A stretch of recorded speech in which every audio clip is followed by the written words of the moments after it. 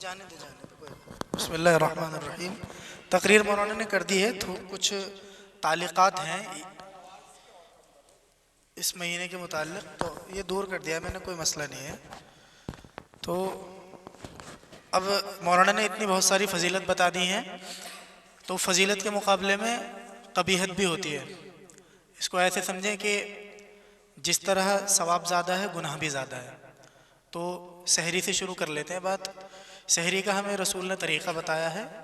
عبداللہ ابن ام مکتوم اذان دیتے تھے اور حضرت بلال اذان دیتے تھے۔ ان دونوں اذانوں کے درمیان 50 آیتوں کا فرق ہوتا تھا۔ 50 آیتوں کا مطلب ہے 15-20 منٹ۔ لیکن بھارت میں دیکھا جاتا ہے کہ سحری کے نام پہ نوائز پولوشن کا ایک بازار گرم ہے۔ اب تو خیر تھوڑا کم ہو جائے گا چونکہ شور سرکار نے ویسے ہی کم کر دیا ہے، لیکن شریعت نے اس کی اجازت نہیں دی ہے۔ ابھی سائرن بجنے شروع ہو گئے ہیں، ابھی سے سائرن چیک ہو رہے ہیں۔ تو ہمارا دین ہندوؤں کا دین نہیں ہے، مشرکوں کا دین نہیں ہے ہمارا۔ مثال کے طور پہ پچھلے ابھی جمعہ جو گیا ہے اس میں ایک پولیس والے نے بدتمیزی کی، بالکل ابو جہل والا عمل ہے اور ہم اس کی کبھی بھی وکالت نہیں کر سکتے۔ جہنم کا کتا ہے وہ، اور ابو جہل کے ساتھ ہوگا انشاءاللہ۔ لیکن سوال یہ ہے، کیا سڑکوں پر نماز پڑھنے کی اجازت شریعت دیتی ہے؟ کیا پورا روڈ بند کر کے جلسہ کرنے کی اجازت شریعت دیتی ہے؟ کیا روڈ بند کر نماز پڑھنے کی اجازت دیتی ہے؟ سب کا جواب ہمارا کیا ہے؟ نہیں دیتی۔ صحابہ کرام کہتے ہیں میں غزوہ میں تھا، دیکھا غزوہ سے واپس آئے جنگ جیت کر تو کچھ لوگ بیریکیڈز لگا کر کے، خیمے لگا کر کے راستہ بند کر چکے ہیں۔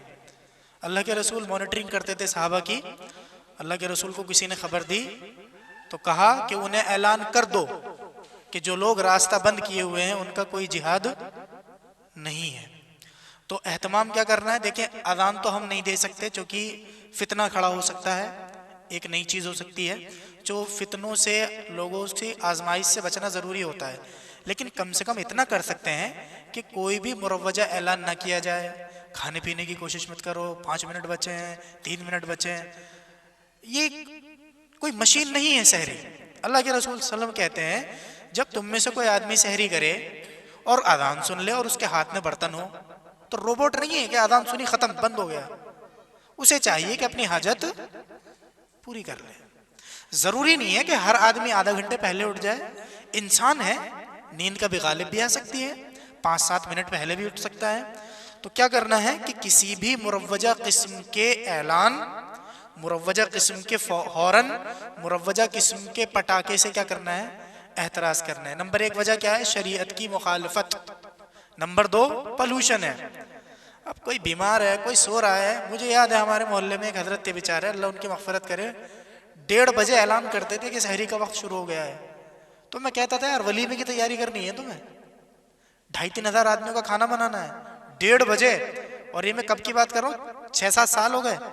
یعنی 1:30 بجے کا مطلب ہے کہ سحری کا وقت اس وقت کیا تھا، تھوڑا سا کم تھا آپ کے مقابلے میں، آدھا گھنٹہ، لیکن 1:30 بجے کا کوئی سوال ہی نہیں ہے۔ اسی طریقے سے یہ بھی اہتمام کرنا ہے کہ جب سحری کرنی ہے تو سحری کے حساب سے کرنی ہے۔ اگر یہاں تک کریں گے تو دقتیں ہوں گی۔ اصل میں روزے کا مقصد تھوڑا سا ستانا ہے۔ بھوک کیا ہوتی ہے، پیاس کیا ہوتی ہے۔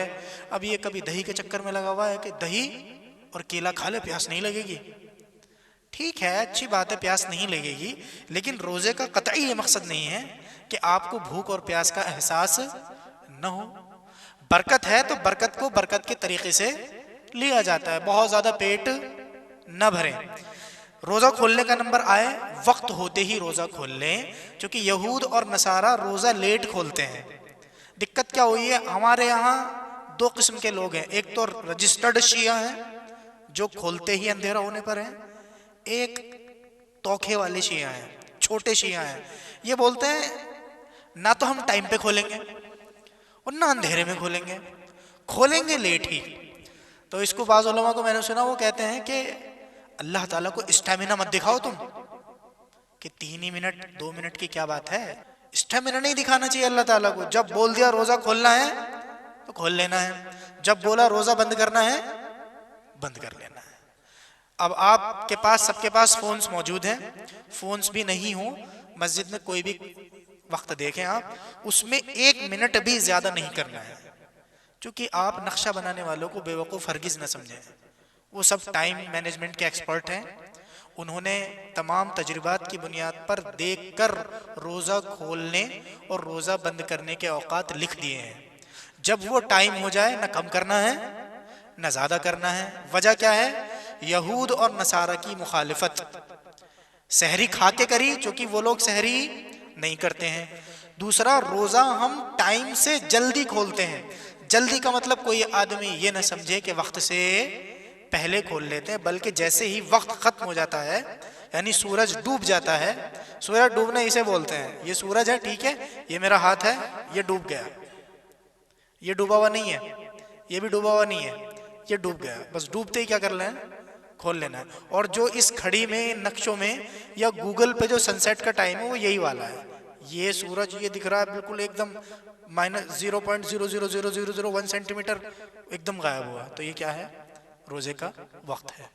تیسرا ملاحظہ، وَقُرْآنَ الْفَجْرِ إِنَّ قُرْآنَ الْفَجْرِ كَانَ مَشْهُودًا، فجر کا قرآن جو ہے یہ فرشتوں کی حاضری کا ٹائم ہے، لیکن شیطان رمضان میں چھو کے باولا بناتا ہے اور 5 منٹ میں عشاء کی اور فجر کی نماز پڑھواتا ہے۔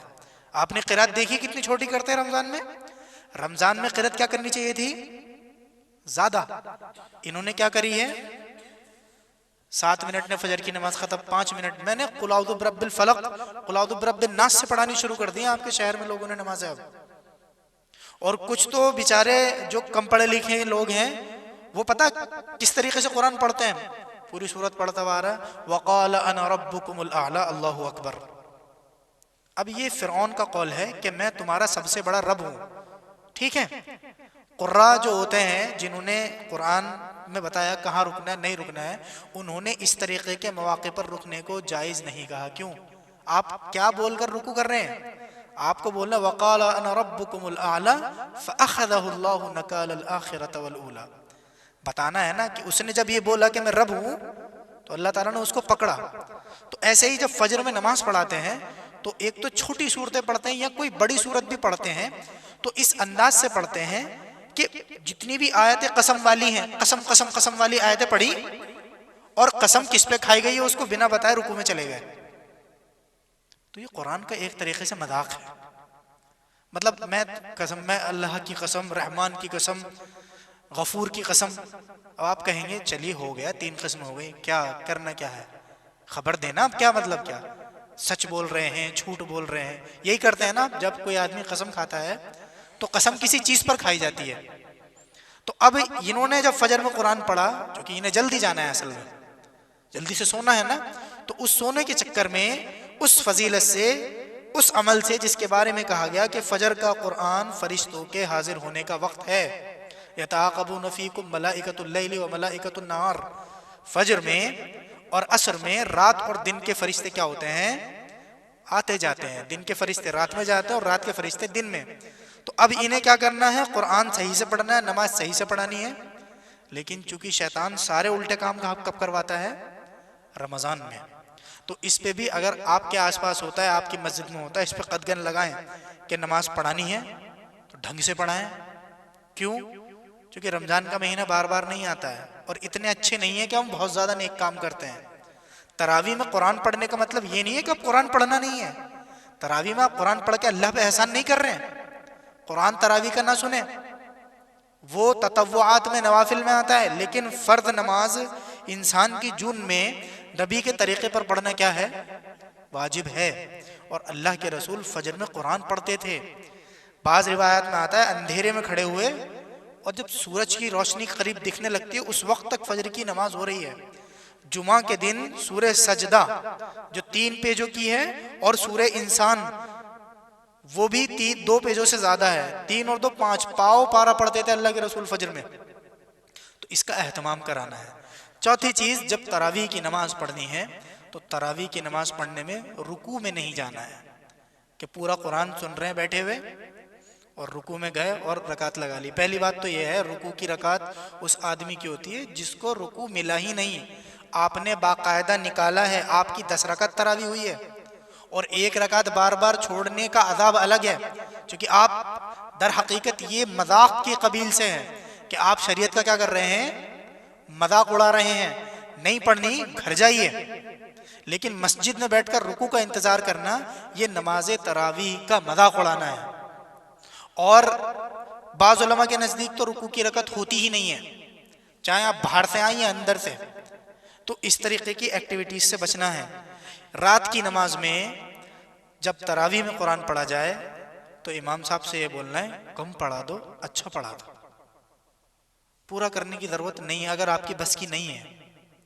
اچھا پڑھا دیں، ہمیں تھوڑا قرآن سنا دیں۔ کیوں؟ چونکہ یہ کلام الہی ہے۔ تصور کریں آپ کہ اللہ تعالیٰ آپ سے بات کر رہا ہے۔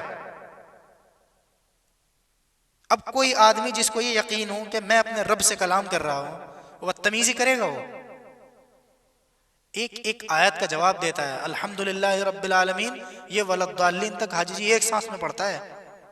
اور اللہ کے رسول نے کیا کہا کہ اللہ تعالیٰ نے سورہ فاتحہ کو بندے اور اپنے درمیان بانٹ دیا ہے۔ جب اللہ کا بندہ کہتا ہے الحمدللہ رب العالمین تو اللہ تعالیٰ کیا بولتا ہے؟ بندے نے تعریف کی۔ جب بولتا ہے الرحمن الرحیم، اللہ کیا بولتا ہے؟ میرے بندے نے میری ثنا بیان کی۔ جب مالک یوم الدین بولتا ہے تو اللہ تعالیٰ بولتا ہے مجدنی عبدی، میرے بندے نے میری تمجید بیان کی۔ جب بولتا ہے ایاک نعبد و ایاک نستعین تو اللہ تعالیٰ کیا بولتا ہے؟ ھذا بینی و بین عبدی، یہ میرے اور میرے بندے کے درمیان ہے۔ اور جب اہدنا الصراط المستقیم سے ولضالین تک پڑھتا ہے تو اللہ تعالیٰ کہتا ہے ھذا لعبدی ولعبدی ما سأل، یہ میرے بندے کے لیے اور میرے بندے کے لیے ہر وہ چیز ہے جس کا اس نے سوال کیا ہے۔ اور یہاں پہ پڑھ رہا ہے، یہاں سے سانس ڈالا اندر سے، الحمدللہ رب العالمین الرحمن الرحیم مالک یوم الدین ایاک نعبد و ایاک نستعین۔ یار مذاق چل رہے ہیں، شرم نہیں آتی ہے؟ ان کا خون پتہ کب کھولتا ہے؟ جب وہ اردو کے کپڑے ہوئے پہنی ہوئی کوئی مجبور سی لڑکی لاہور کے اندر دکھ جائے گی تو یہ ٹھرکی مسلمان اس کی لنچنگ کرنے کے لیے تیار ہوں گے۔ اور یہاں مجموعی کلیکٹیو قرآن حکیم کی توہین کر رہے ہیں مصلی پہ کھڑے ہو کے۔ قرآن حکیم کی کلیکٹیو پنشمنٹ ہے یہ کہ مجموعی طور پر یہ سب راضی ہیں آپ کو قرآن کا جتنا مذاق اڑانا ہے اڑاؤ، ہم ہیں تمہارے ساتھ کھڑے تو ہیں، تمہیں نوٹ بھی دیں گے بعد میں، تمہیں مٹھائیاں بھی بانٹیں گے بعد میں۔